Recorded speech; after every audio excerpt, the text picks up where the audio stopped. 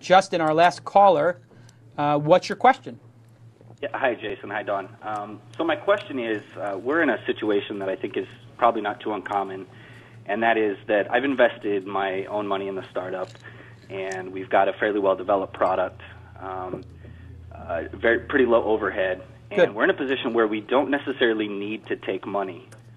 But one of the things that's intriguing to me and that I've been considering recently is the idea of working with an angel, not so much because we need the money, but for the insight and the doors that they can open and to sort of help us steer the ship, so more of an advisor role. And go ahead. No, go ahead. Keep going. I was just going to say, so the question is when you see a lot of advice and a lot of information on the blogs on approaching angels and VCs, in a situation like ours where we're more focused on the expertise that someone can bring to the venture than the money itself. Of course, the money will be great for things like growth and advertising and things, but really what we're focused on is the expertise that the person can bring to the equation. So I'm curious, what's different about finding those opportunities and what's different about structuring those deals? I would say the best thing to do is to bring these people on in an advisor role and worry about the investment later. If you ask them to be an advisor to you and maybe offer them a little equity to do it, then they may naturally, once they get a taste of it and they're excited about your business, they may give you more. And so you can start just by emailing those people, calling them and saying, listen, I don't want to ask you for money or anything like that. I really respect what you've done. Here is what I respect about what you've done. Something they've done, right? Research it. And say, I'm doing something where I think that your experience would be invaluable. Is there any way, and I'll meet you anywhere at any time, Sunday morning at 9 a.m., Saturday night at 11, whatever time you want, anywhere, anytime, just eat a cup of coffee and pick your brain about my idea because I really could use your help. Most people are scared to send that email, but there are very forward, sometimes obnoxious, sometimes crude, sometimes aggressive, sometimes brilliant, sometimes sincere, whatever, people who do that, and they put themselves out there and ask for advice, and you know what? You don't need to get everybody to do it, but you get one or two people, all of a sudden it becomes life-changing.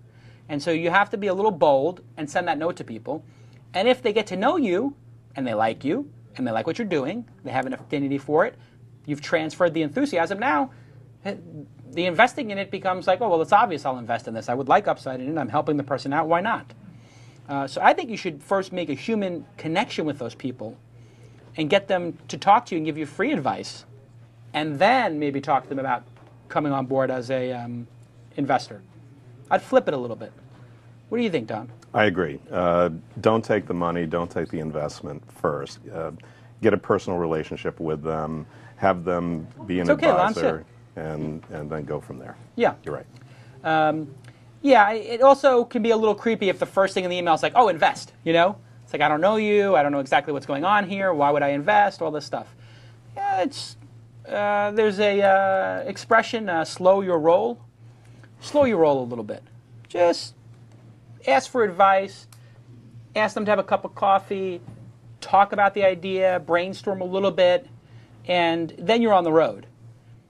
Then I find the investment will follow if the project is good and virtuous and it sounds like you're in a good position for your business. And I think getting investors who add value is critical. With Mahalo, I could have funded Mahalo largely myself in the beginning. I didn't. I said, who's the best person in search? Who's done more in search as an investor than anybody? And the two names that came up were Kleiner Perkins and Sequoia. They had both done Yahoo and Google and YouTube. I met with both of them. I went with Sequoia for whatever reason. You can read that in my book 5 years from now. It's a good, funny story there. But start at the top. Look for the person who's most aligned with your business, and then go try and get coffee with them. Go try and get them to take an interest in your business. And that's a pretty easy list to make. I mean, what vertical are you in? Real time. Real time, like search kind of stuff? Well, we're built around the Twitter ecosystem. Yeah. And, there is a search component, yeah.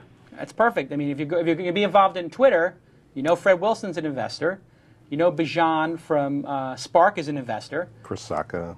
Yeah, Chris Sacca. These people are all on Twitter.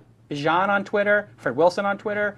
Bijan and Fred both have blogs. Sacca does. So if I was going to stalk those three guys, I would read every one of their blog posts, and I would write an intelligent comment on that post, regardless of what it's about. And then just become a staple of posting intelligent things on their blog. Maybe not everyone's a little creepy, but where you can say something intelligent, say it. Then, after you've got 5 blog posts on Fred Wilson's blog, you know he reads it because he'll probably respond to it. You can email him or Twitter him a direct message or however you do it and say, listen, I've posted on your blog a couple of times. I'm a very big fan of your writing. I really enjoy what you're saying. Here's what I'm working on. I'm going to be in New York. I'm going to be in the Union Square area. Any chance we can go to the Shake Shack? Because you know he likes Shake Shack because he talks about it on his blog. That's how you get into somebody. They see, oh, you're taking an interest in what I'm doing, as opposed to this like me. I asked Don to come to TechCrunch 40. I had read Don's blog, and I'm sure in the email when we look it up, I said something about I'm really a fan of your blog.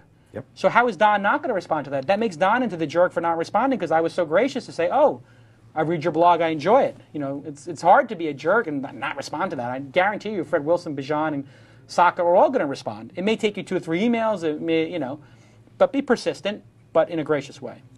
All great advice. I would add one thing. You go ahead. Be precise in what you want. Oh, yes.